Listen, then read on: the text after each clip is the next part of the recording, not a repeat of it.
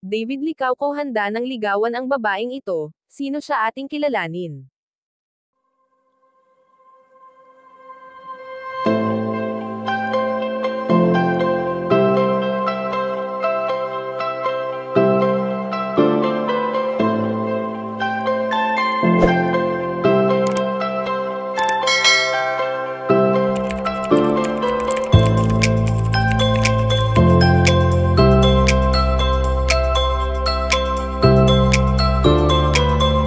Alam naman natin na marami sa mga babae ang naghahangad ng isang pambansang ginoo na katulad ni David Licauco na talaga namang gwapong-gwapo at lubos na hinahangaan ng karamihan.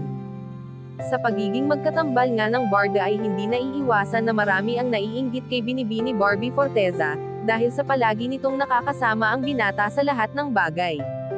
Bagamat hindi sukat akalain ng dalawa na papatok sa mga netizens ang sweetness na mayroon sila na ang iba pa nga ay labis na kilig ang nararamdaman sa tuwing nagtatama ang mga mata ng bawat isa.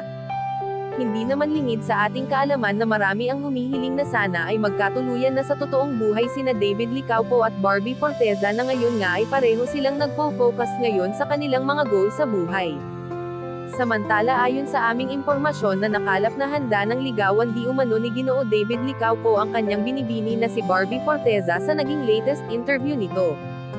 Sa usaping ito nga ay lubos na ikinasaya ito ng mga Barda fans, ngunit ito ay wala pang kasiguraduhan kung kailan mangyayari basta ang mahalaga lamang sa kanila ngayon ay ang nakakapagbigay inspirasyon sila sa mga taga-suporta.